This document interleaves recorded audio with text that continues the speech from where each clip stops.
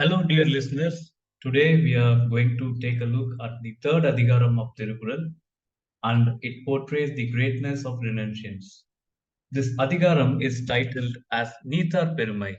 Neethar means those who have renounced worldly pleasures, and Perumai means greatness or pride. It comes under the main category of ARAM and the subcategory of Payiram. Valluvar starts this adhigaram by stating the responsibility of a good literature is to truly praise the greatness of noble individuals who firmly uphold ethics, surpass desires, and transcend worldly attachments, and thereby self validating that his work of literature abides by his tenet by dedicating 10 couplets exclusively to praise the greatness of the renunciants. The second Kural helps us understand the vastness of renunciant's greatness by saying that no one can accurately gauge the greatness of righteous persons, just like no one can accurately sum up the total number of lives that were born and passed away from this earth, and thus helps us understand how vast and infinite the greatness of noble individuals who firmly uphold ethics, surpass desires, and transcend worldly attachments is. The third Kural talks about the age old topic of good and bad. While the subject of good and bad differ from person to person, as the concept of good and bad is based on the value system of each individual, the human society more or less agrees on certain deeds as good and certain other deeds as bad. This Kural explains the importance of a strong value system and praises the ability of a person to have clear understanding of what is universally considered as good and bad. Because if the person has a fair idea of what is good, more is that probability for them to adhere to them. And the same is equally applicable to the negative part as well. If a person knows and understands that something they wish to do is considered as bad, for example, drinking liquor or taking drugs, more are the probability that they refrain from doing it. Walliver is a man who stands for application of values in real life. He didn't stop with saying that it's enough to be knowing what is good and bad, but goes full circle to say that everlasting fame and respect is for those who aspire to uplift the world through virtuous actions. The fourth Kural places much emphasis on self restraint and praises the person who has their senses under check by saying that a person who protects his five senses with strong restraint and possesses moral integrity is like a seed that brings prosperity to the land. All great social movements on earth have started from that one person who was like a seed that influenced many others to accept and follow the path of righteousness.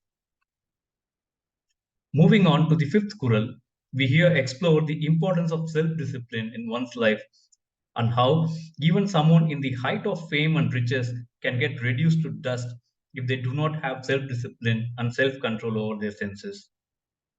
Valluva uses Indiran as a classic example for this. Indiran is the chief god among the Devas, who are celestial beings responsible for maintaining order in the universe.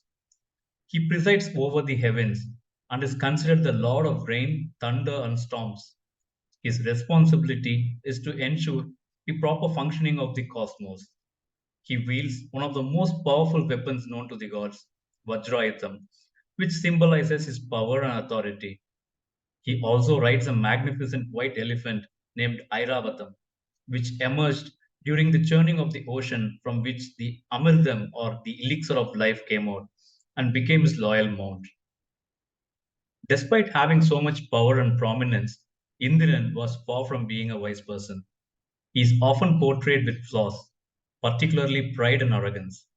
Even worse, despite having the most beautiful celestial damsels like Ramba, Urvasi, and Menaka at his harem, he was a thorough womanizer, and he often got into trouble, even resulting in him getting deposed from his post on several occasions because of his lack of self restraint.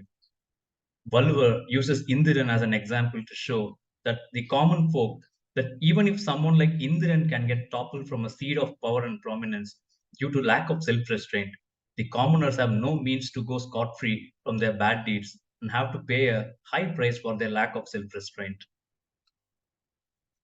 The sixth Kural talks about who is considered truly great by the world. Is it someone with immense riches that is considered great? Or is it someone who holds the seat of power considered truly great? Valluvar clarifies that the person who performs actions that others cannot accomplish is truly great. And regardless of who they are, those who are unable to perform virtuous deeds are considered insignificant. The seventh Kural again reiterates the importance of self restraint and says that one who controls his senses controls the world. Moving on to the eighth Kural, it explains that there is no need of propaganda for an honest, noble person, as their greatness is known by this world by their meaningful words and actions that subtly broadcast their greatness to the world beyond the need for explicit proclamation. The ninth Kural explains the nature of a great virtuous person by stating that they do not easily get angry, and even if they do, they ground themselves back to their normal composure quickly. To control one's thoughts, emotions, and anger is a sure sign of greatness. The 10th Kural signs off this adhigaram by stating that those who shower love and grace upon all living beings are known as saints, regardless of who they are and from which strata of society they come from. Now, coming to my favorite Kural from this adhigaram, it is the sixth Kural which explains that the truly great in stature are those who perform actions that others cannot accomplish. And regardless of who they are, those who are unable to perform virtuous deeds are considered insignificant. I like this in particular because it sets the ground at par for the entire world. There is a trophy that can belong to anyone who has the right kind of attitude and whose actions are in line with their value system. It doesn't discriminate anyone on any basis if they do virtuous deeds that are unmatched. I will meet you again with another episode very soon. Until then, stay connected and stay curious.